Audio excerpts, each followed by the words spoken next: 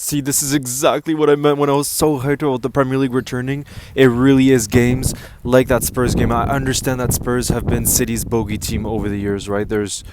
You can obviously look at the track record, but it's still, for me, what I just love is ahead of the game, you look at the team sheets and you're like, whoa, Ryan Cherki, what a talent. Erling Haaland, crazy goal scorer. So many like individuals that you look at, but football is never that simple, and I think Thomas Frank could be a really great appointment for Spurs, and the more I watched, kind of, it was us against Bournemouth and now City against Spurs, teams playing really high lines. It seems to be quite dangerous because think about it, you define for your lives, and then on the counter attack, there's so much space that whenever you do get opportunities, it's not like you need that many. They're major opportunities, and I felt like in our home game against Bournemouth, that was kind of the case where when Bournemouth had their occasions, there were these counter attacks where we were really looking vulnerable defensively, and that's because we didn't have many bodies back, whereas if you're the team that's kind of defending, you just soak in the pressure, you leave one or two quick players on the counter, whether that be like Semenyo for Bournemouth or Kudus for Spurs, and it works so well, and it just makes you think like we have to be careful about playing up against teams like Spurs who will be happy to sit back against us and then will be so quick to counterattack and lethal.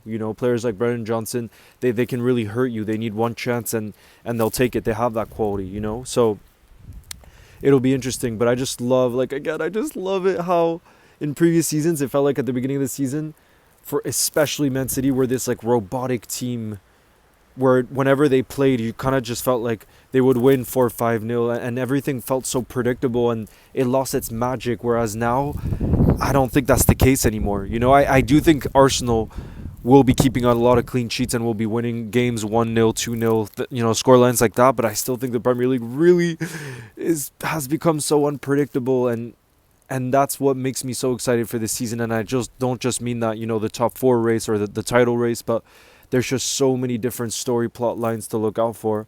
And it just makes me so excited and rejuvenated for this season. I mean, not that, we needed it because we were Premier League champions last season, but you know what I'm saying? Still, like just to watch all the different games that are ongoing, and now for the game on Monday, I just can't wait. I cannot wait. As you can see, I'm wearing a freaking poncho because in Iceland, that's kind of what you need to survive the conditions out here because it's either rainy, super windy, just a mix of different things. But look, you can see a little bit of the skylight, I think, in the back over there. And right now I'm on some like really quiet residential street, which is so nice. It's so relaxing. But I'm trying to really enjoy the outdoors while I'm still here because I go back to France in like 8 to 9 days.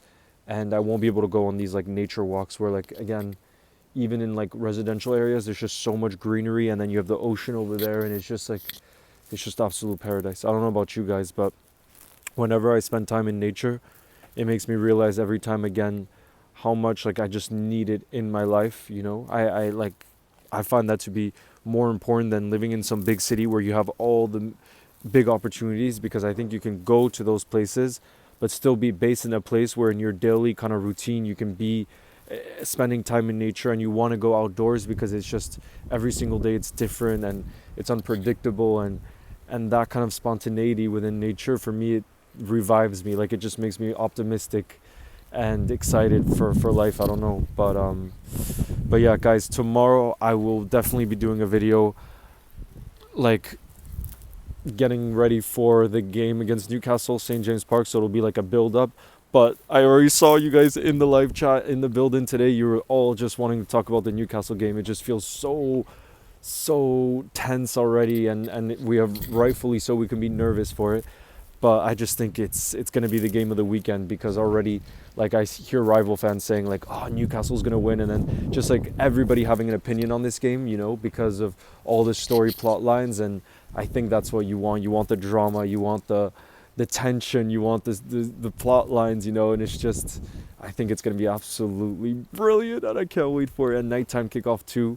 So people will be in the pubs before. And it's going to be absolutely incredible. I can't wait for it. But still, for this rest of the weekend, it's going to be a bit calm before the storm, where we can just enjoy watching the other football, enjoy City dropping points, hopefully other teams, potential rivals dropping points. But yeah, guys, I hope you really enjoy the rest of your weekend, and I will see you in the next one. As always, thank you so much for the support. Let me know if there's specific videos, ideas that you'd like to see that maybe I haven't done, that you just be curious about, because I'd be very glad to hear your recommendations and kind of what you want to see, because it's sometimes hard to always think of a different idea every single day.